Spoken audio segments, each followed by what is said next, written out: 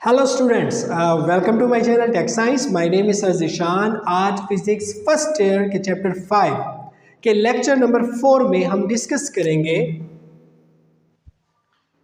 Topic को जिसका नाम है rotational kinetic energy.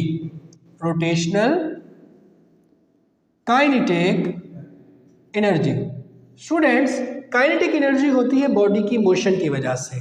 The energy of a body, the energy of a body due to its spinning or rotation about its axis of rotation is called rotational kinetic energy। Students देखिए, हमारे पास जब भी कोई object move करता है तो उसके अंदर जो एनर्जी होती है वो होती है 1/2 mv² के इक्वल होती है। तो यहाँ पे हमारे पास काइनेटिक एनर्जी जो ट्रांसलेशनल है वो इक्वल हो जाएगी 1/2 mv² के। लेट्स सपोज अगर हमारे पास v is equal to r omega हो तो रिलेशन कुछ इस तरीके से हो जाएगा, kinetic energy is equal to 1/2 m, v की जगह पे आ जाएगा r omega whole square, then answer will become 1/2 mr² omega square. Dear students, mr² किस चीज़ के इक्वल होता है? mr² इक्वल होता है हमारे पास मोमेंट ऑफ इनर्शिया के। तो 1/2 I omega square, it is relation of kinetic energy in case of rotational kinetic energy का जो रिलेशन है वो बन जाएगा 1/2 I ओमेगा स्क्वायर के। अब स्टूडेंट्स आप देखिए, हमारे पास जो बॉडी मूव कर रही है, लेट्स सपोज एक सर्कल के अंदर, और अपने जो पॉइंट है उसके गिर्द वो स्पिन भी कर रही है। तो सेंटर से जो उसका डिस्टेंस है वो r है और उसका जो मैस है वो हमारे पास mi है। अगर बॉडी हमारे पास रिजिड हो, if we have a rigid body, तो उसके अंदर इनफाइनाइट नंबर ऑफ पार्टिकल्स होंगे। In case of infinite number of particles, kinetic energy का स्टूडेंट्स कुछ रिलेशन ऐसा हो जाएगा, kinetic energy rotational is equal to 1/2 m1r1² m2r2² plus so on mnrn²। और यहाँ पे हमारे पास क्या स्टूडेंट्स एक चीज़ आ जाएगी, आप उसको कह दोगे ओमेगा स्क्वायर। तो kinetic energy rotational is equal to 1/2 I omega square. ये हमारे पास रिलेशनशिप है फॉर रोटेशनल काइनेटिक एनर्जी। अब रोटेशनल काइनेटिक एनर्जी को हमने डिस्कस किया, तो जब एक ऑब्जेक्ट मूव कर रहा होता है तो उसके अंदर ट्रांसलेशनल काइनेटिक एनर्जी भी होता है और उसके अंदर पोटेंशियल काइनेटिक एनर्जी भी होता है। अब देखिए स्टूडेंट्स, अगर हमारे पास एक इंक्लाइंड सरफेस है, if we have a inclined surface, और इस इंक्लाइंड सरफेस के ऊपर हमारे पास एक हुक था, एक रिंग था, और उस रिंग का हमारे पास जो मोमेंट ऑफ इनर्शिया होता है वो इक्वल होता है mr² को। ये केस हम डिस्कस कर रहे हैं किस चीज़ का स्टूडेंट्स? हुप का। अब इस हुप की जो हाइट है हमारे पास वो किस चीज़ के इक्वल है? mgh के। और जब ये हुप मूव करता है तो एक तो जब वो मूव करेगा, रोटेट करेगा, गोल घूमेगा, तो उसके अंदर होगी काइनेटिक एनर्जी रोटेशनल, और जब वो ऐसे सीधा जा रहा होगा तो उसके अंदर जो एनर्जी होगी वो होगी काइनेटिक एनर्जी ट्रांसलेशनल। तो मैं कह सकता हूँ potential energy mgh is equal to kinetic energy rotational plus kinetic energy translational. Rotational kinetic energy का जो फार्मूला है वो है 1/2 I ओमेगा स्क्वायर के। तो rotational kinetic energy is equal to 1/2 I omega square, और ट्रांसलेशनल काइनेटिक एनर्जी है 1/2 mv², और पोटेंशियल एनर्जी है mgh। देखिए स्टूडेंट्स, हमारे पास हुप के केस में जो मोमेंट ऑफ इनर्शिया है वो है mr²। तो mr² और ओमेगा स्क्वायर, साथ में क्या आ जाएगा? 1/2 mv²। स्टूडेंट्स यहाँ पे अपने पास क्या चीज़ आ जाएगी? mgh। mgh is equal to 1/2। Students अगर आप देखें तो ये हमारे पास आर स्केयर ओमेगा स्केयर ठहरा हुआ था, हमने इसका होल स्केयर ले लिया, प्लस क्या चीज़ आ रही है 1/2 M V square. Dear students v is equal to R omega, तो आर ओमेगा की जगह पे v आ जाएगा, so 1/2 M V square plus 1/2 M V square. Students देखिए half M V square half M V square, जब दो half M V square एक दूसरे से मिलेंगे तो कंप्लीट एम वी स्क्वेयर हो जाएगा। एम से एम स्टूडेंट्स हमारे पास कैंसिल हुआ, तो जो न्यू रिलेशन हमारे पास बना वो कुछ इस तरीके से था, v square is equal to g h. दोनों साइडों पे हमने स्क्वायर रूट लिया, देन रिलेशन क्या हुआ, v is equal to square root g h. It is equation number, हमारे पास पहले कोई नेम नहीं था, हम इसको इक्वेशन नंबर 1 कर लेते हैं। स्टूडेंट्स ये हमारे पास हूप का केस आ गया। अगर हूप के बाद हम जो नेक्स्ट चीज़ स्लाइड करवाते हैं इंक्लाइंड सरफेस से, वो हमारे पास एक डिस्क है। स्टूडेंट दोबारा मैं फिगर बनाता हूँ, देखें ये एक इंक्लाइंड सरफेस है, इस इंक्लाइंड सरफेस से हमने अब एक डिस्क को मूव करवाना है। Here we have a disc. ये कौन सा केस है स्टूडेंट्स, डिस्क का केस है। और डिस्क के केस में हमारे पास जो मोमेंट ऑफ इनर्शिया होता है वो होता है 1/2 एम आर स्क्वायर। अगर आप देखें ये जो ऑब्जेक्ट मूव कर रहा है और ऐसे लीनियर डिस्टेंस भी वो कवर कर रहा है, तो उसके अंदर जो पोटेंशियल एनर्जी है वो इक्वल हो जाएगा दो चीज़ों के। Potential energy is equal to kinetic energy translational और kinetic energy rotational. Potential energy is equal to kinetic energy rotational plus kinetic energy translational. mgh is equal to 1/2 I omega square plus 1/2 M we square. Dear students यहाँ पर हम I की जगह पे 1/2 M we square को put करेंगे, then mgh is equal to 1/2 I की जगह पे प्लेस कर दिया हमने 1/2 एम आर स्क्वायर, साथ में omega square plus 1/2 M we square. Dear students 1/2 से हमारे पास मल्टीप्लाई होगा और जो रिलेशन आएगा वो आएगा 1/4 m r omega whole square. देखिए 1/2 से मल्टीप्लाई हुआ 1/4, ये हमारे पास m रहा, r square omega square r omega whole square, then हमारे पास ये हो जाएगा 1/2 एम वी स्क्वायर के। अब देखिए हमने इसका एलसीएम फाइंड करना है। स्टूडेंट्स जब हम इसका एलसीएम फाइंड करेंगे, एलसीएम फाइंड करने से पहले हमने आर ओमेगा स्क्वायर की जगह पे v को सब्सटीट्यूट करना है। mgh is equal to 1/4 m we square plus 1/2 M we square. Dear students ये हमारे पास एक इक्वेशन बन रहा है, अब हमने इसको समराइज करना है। अब इसको समराइज करने के लिए मैं ये वाला एरिया प्रेस्क्राइब कर रहा हूँ। देखिए हमारे पास इस इक्वेशन में 1/4 एम वी स्क्वायर है, ये 1/2 एम वी स्क्वायर है। हमने क्या ले लेना है स्टूडेंट्स, एलसीएम ले लेना है। एलसीएम हमें क्या मिल जाएगा 4, इधर आ जाएगा m we square plus 2 m we square is equal to m g h. Dear students ये हो जाएगा 3 m we square divided by 4 is equal to m g h. Students m से एम कैंसिल हो जाएगा, ये 4 इधर मल्टीप्लाई होगा, 4 g h divided by 3 is equal to v square. दोनों साइडों पे स्टूडेंट्स हमने स्क्वायर रूट लेना है, तो स्पीड से ये कैंसिल हो जाएगा, तो जो रिक्वायर्ड रिलेशन आएगा वो कुछ इस तरीके से होगा, v is equal to square root 4gh divided by 3। अब क्वेश्चन ये राइज होता है कि हमारे पास डिस्क के केस में स्पीड ज़्यादा होगी कि हूप के केस में स्पीड ज़्यादा होगी।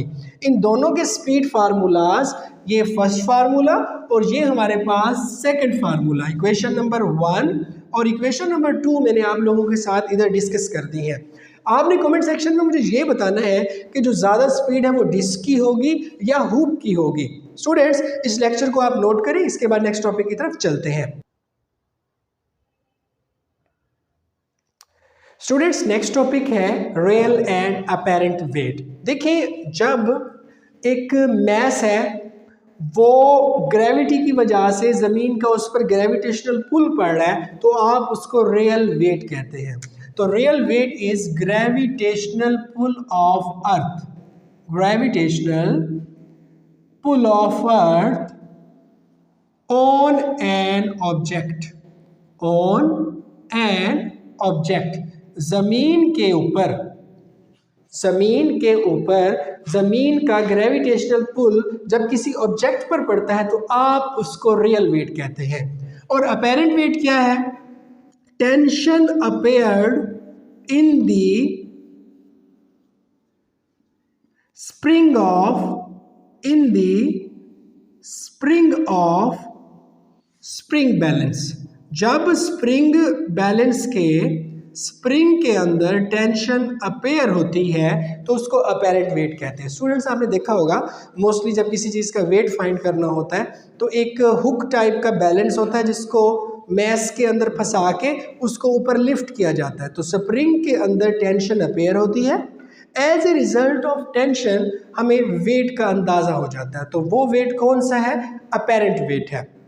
अब हम 4 केसेस को डिस्कस करेंगे क्योंकि देखें law of conservation of mass, mass तो चेंज नहीं होने वाला, रियल वेट तो सेम रहेगा, लेकिन उसके अंदर जो चेंजेस हमें फील होंगे उन चेंजेस को आप क्या कहेंगे स्टूडेंट्स? अपेरेंट वेट कहेंगे। They are called apparent weight. तो हमने चेक करना है कि अपेरेंट वेट के अंदर किस तरह के चेंजेस हो सकते हैं। फर्स्ट ऑफ ऑल जब मैस नीचे जा रहा हो तो क्या होगा हमारे पास उसका अपेरेंट वेट, मैस ऊपर जा रहा हो तो क्या होगा उसका अपेरेंट वेट, उसको फ्रीली फॉल कर दें तो क्या होगा उसका अपेरेंट वेट, ऐसे पड़ा हुआ हो तो क्या होगा उसका apparent wait. First of all rest या यूनिफॉर्म वेलोसिटी से मूव करते हुए मैस के अपेरेंट वेट को हम डिस्कस करते हैं। केस नंबर 1 देखिए स्टूडेंट्स, केस 1 के अंदर हमारे पास जो ऑब्जेक्ट है या तो वो रेस्ट में होगा या वो मूव कर रहा होगा यूनिफॉर्म वेलोसिटी के साथ।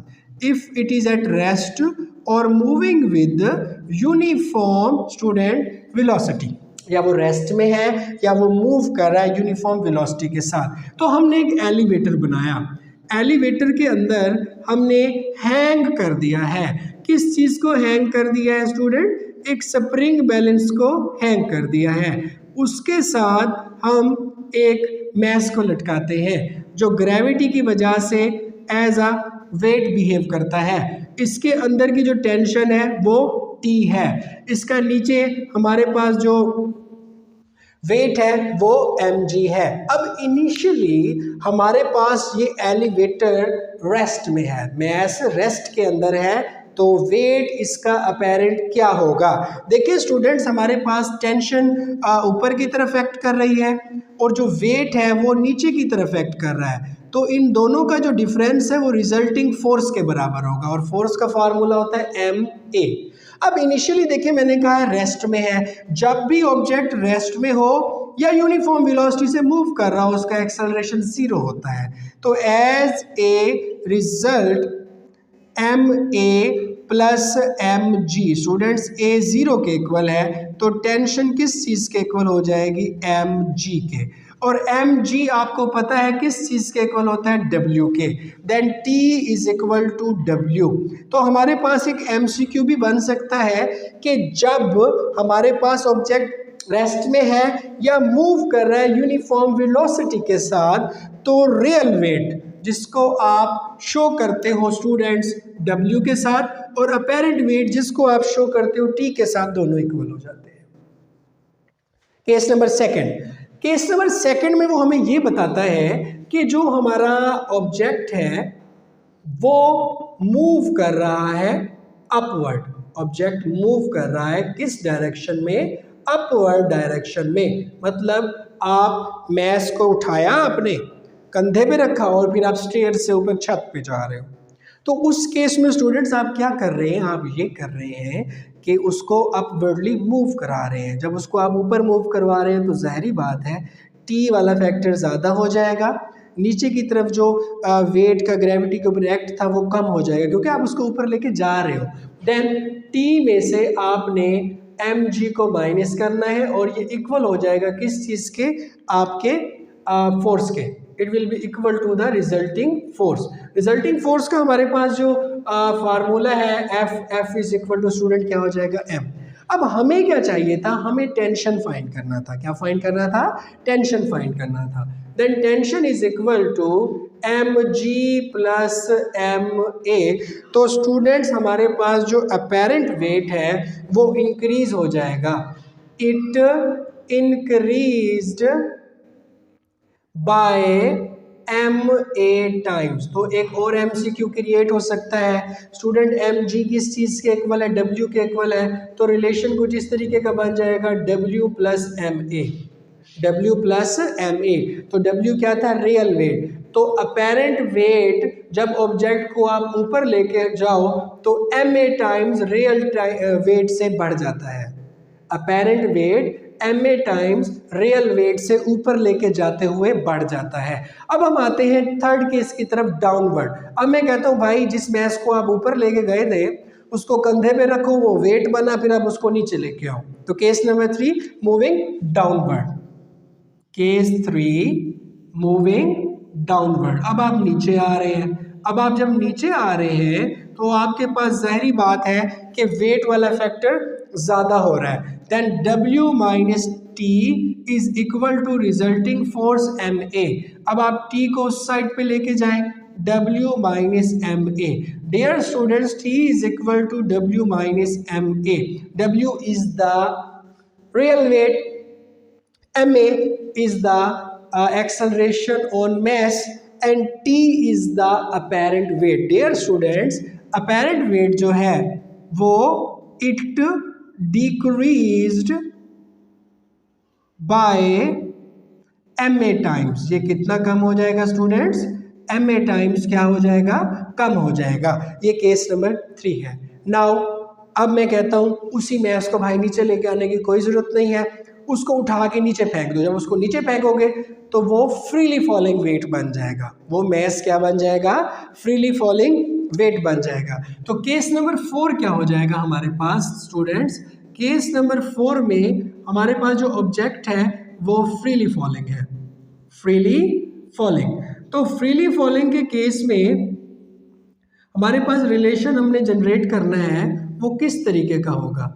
फ्रीली फॉलिंग में ING, object is freely falling. तो फ्रीली फॉलिंग के केस में हमारे पास डाउनवर्ड वाला केस है तो हम इसी रिलेशन को यूज कर रहे हैं, T is equal to W minus MA। Students आपको पता है W किस चीज़ के इक्वल होता है, mg के। और जब ऑब्जेक्ट फ्रीली फॉलिंग होता है तो A किस चीज़ के इक्वल हो जाता है, g के। तो T is equal to mg minus mg। तो दोनों माइनस हो जाते हैं, उसके नतीजे में जो अपेरेंट वेट है वो क्या हो जाता है, 0। MCQ पूछ लेते हैं, what is the apparent weight of freely falling body. तो मेरे भाई आप कहते हो 0। अब देखें मैं स्टेटमेंट को थोड़ा सा चेंज करता हूँ, what is the real weight of the freely falling body. Real weight जो है वो सेम रहता है, अपेरेंट वेट चेंज होता है। तो आपने स्टेटमेंट को गौर से पढ़ लेना है। अपेरेंट वेट 0 होता है फ्रीली फॉलिंग बॉडी का, रियल वेट 0 नहीं होता। Dear students, it was all about lecture number 4। उम्मीद करता हूँ आपको समझ आई होगी। अगर आपकी कोई क्वेरीज हो तो कमेंट सेक्शन में ज़रूर बताया करें, आपके कमेंट्स हम पढ़ते होते हैं। तब तक अपने चैनल का ख्याल रखें। अल्लाह हाफिज़।